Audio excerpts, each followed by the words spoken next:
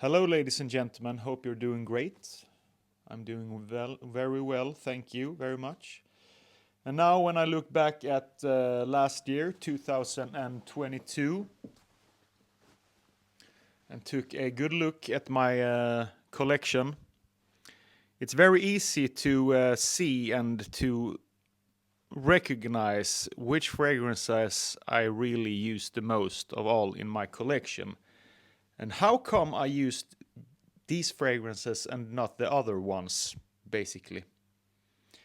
And just to let you know, if you are like me and gravitates more towards fresh fragrances than sweet fragrances, maybe some of these ones are something for you if you want to check them out. If not, maybe you should look at another YouTuber who are more into like heavy oud fragrances or more sweet fragrances, basically, because these might not resonate with your style. But this is my channel and just my opinions and what I like, obviously. And so the first one is this one. I have this Dior Homme 2020. I wear it still to this day. I have both this one and a 10 milliliter travel atomizer that came with the package that I bought when they had a big discount on Dior Homme 2020. Fantastic fragrance. You can't find any girl who dislike this fragrance either. And that's very good because you don't wear fragrance all for yourself. That's just egocentric. You want to smell good to people around you, in my opinion. That's how I roll and my point of view anyways. And another one is to go to office fragrance, of course, that I used a lot. More than half the bottle is done now, and this is of course Profondo from Acqua di Gio. Pretty cheap now, fluctuates between 50-60 bucks. I've seen this one, very worth the price as a daily driver fragrance, and I use this a lot. And so good, so simple to wear if you don't know what you want to wear or what you want to buy. This is a great fragrance, and women think it's masculine, fresh, and a lot of people have said that this is what I want my man to smell like. When I've asked what they think about this fragrance or this fragrance in general. Next one is Percival from Perfumes de Marly. Is this a daily driver for me? No, not exactly, because this is a little bit more playful. This is a fragrance, I would call this the easy-go-lucky or happy-go-lucky type of fragrance that someone would wear that doesn't have a problem or a trouble in the world. Very happy-go-lucky type of atmosphere, very happy-go-lucky type of attitude in general. So if you want to bring that into your life somehow, this might give you a push in the right direction with this playful sweetness and this it is a very heavy, like a molecule-based fragrance. I think there's some. I don't know if it's Hedion or it's in. It doesn't really matter. It smells similar to Abercrombie and Fitch Fierce, but better quality, obviously, longer lasting and much better in general. Much more natural smelling. I don't know if there's natural, but that doesn't matter. Another fragrance that I've used a lot, Bleu de Chanel EDP. And I guess a lot of you guys wanted to hear some weird, strange fragrances. But as always, this is just the reality that mostly,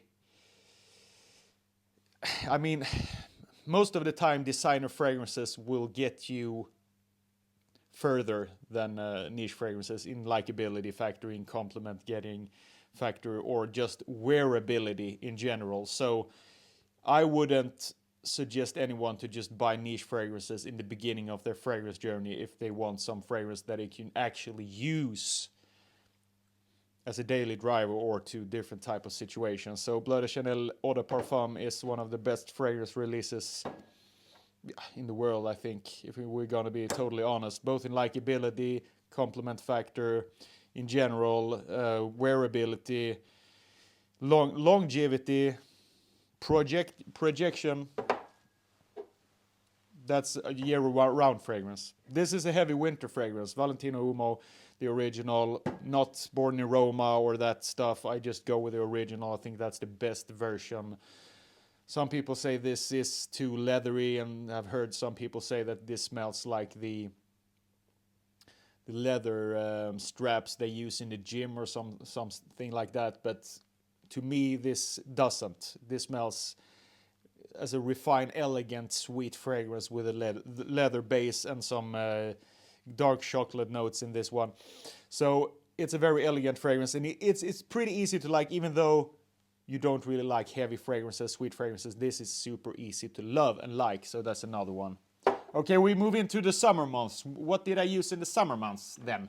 To the gym, still my gym, sport, tennis fragrance is Perrellis 360 Red. It's soon empty, as you see here. I mean, it smells like happy times as well. Happy times, happy times. Mandarin, easygoing, summer, sunshine, playtime, all the good stuff. Cheap. That's why it's so fantastically good, in my opinion. And another one that I use like a daily driver on the summertime. You can wear this. I think I'm going to wear this from May to September, basically, or from May to August, because it's so amazingly good. This could be a niche fragrance, but it's not. John Varvatos Artisan Pure, the best summer fragrance that I've tried. I have tried, maybe not you that's watching, so you don't have to write the comment, no, that sucks, because this is just my opinion. I know that a lot of people don't agree with me, but I don't really care about that. This is, in my opinion, one of the best summer fragrances ever released. For just the smell of it. Does it perform? No.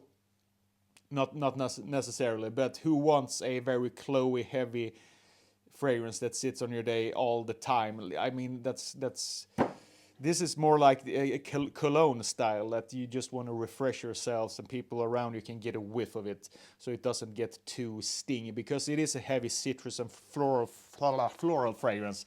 So just keep in mind that. So this is also a fantastic fragrance for the summertime that I use a lot. What else? For the date in the summertime, I use this one a lot, actually. Le Beau.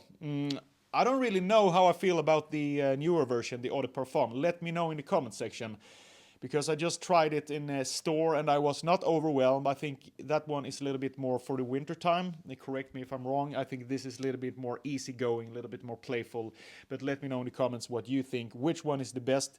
This or the Toilette from Le Beau, or the Parfum that it was released after this one? All right, my beautiful ladies and gentlemen, so that was my most worn fragrances of 2022.